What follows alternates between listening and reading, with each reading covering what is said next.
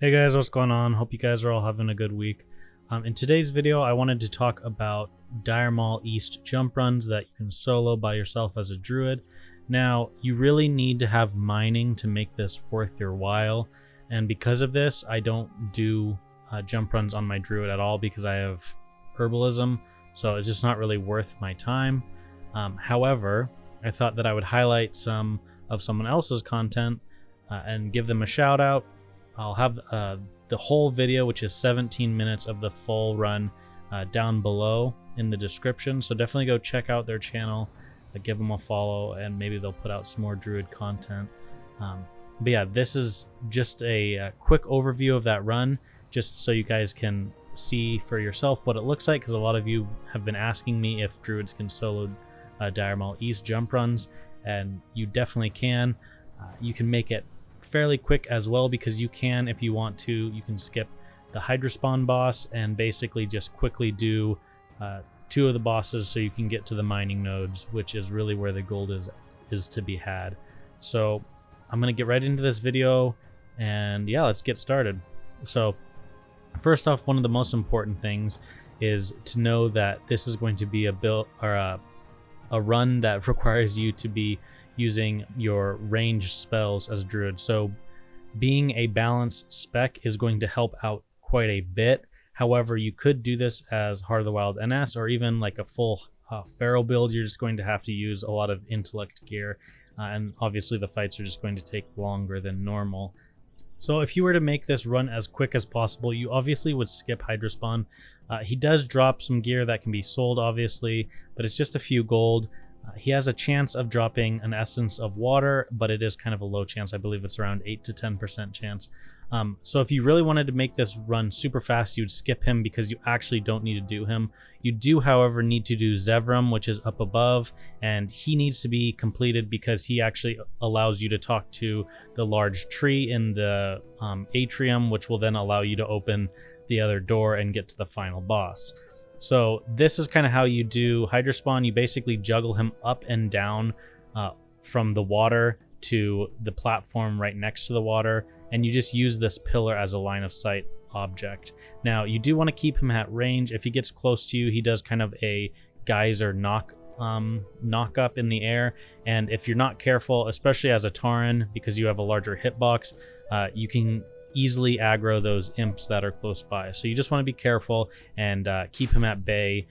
Make sure you're kiting, or I mean you're moving down into the water before he gets to the pillar, so then he starts to kite or to path back. That's the easiest way. Obviously, when he spawns any of the Hydralings, just put a Moonfire on them and they'll easily die. They don't have that much health. This fight is just basically about playing safe and not letting him path all the way to you. Because he does do a decent amount of damage, and obviously if he gets to you, like I said, he can knock you up in the air and push you into other mobs. So that's something that needs to be taken into consideration. So that's how this fight goes. We're going to wrap it up and get on to the next one. In the next fight, you can fight him actually in two areas. So one, you can fight him actually up above on that platform, and I'll show you that in a second. And the second way is actually to pull Zevram and then run back down to where you just killed Hydra spawn. Some people think that killing him down in the Hydra spawn location is a little bit easier in terms of kiting him around the pillar, but it's just really your preference. So we're going to show you here in a second where you can do that first kill. So once you get to the top platform here, as you can see, she is going for the approach of actually pulling the mob down below. However, if you look behind that mob right there, there's that platform, or that column that has actually fallen over, and you can do the same exact thing with that column on the ground there.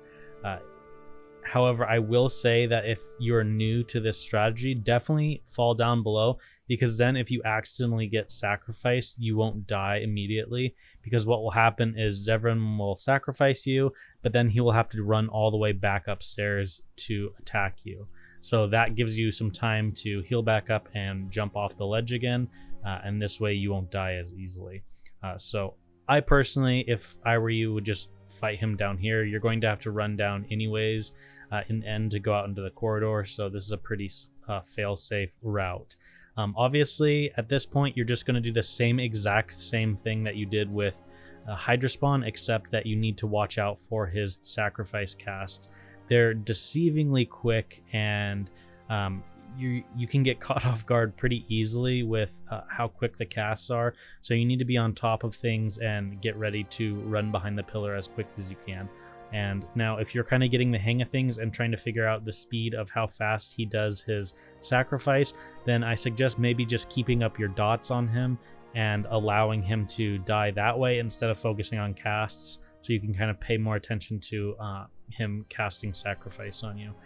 But in general, this boss rather is not too tough. You just have to be careful of that, and that is actually the only boss that you have to do in this room to be able to move on to the final boss. So if you want to skip Hydrospawn, like I said, you can. Okay, so now at this point, obviously we just run back into the conservatory, and we're going to talk to the large tree here, and he's going to go and actually open up the gate for us. And with that said, guys, we're going to get into the very last boss. So the final boss we actually don't have to fully kill.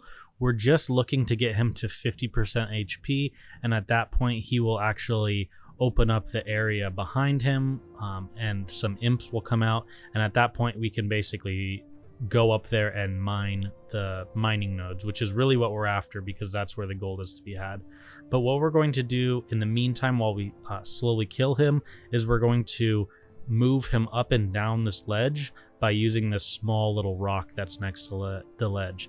Now we want to keep him as far away as we can, obviously, and he does do a mana drain that we need to quickly abolish when we see.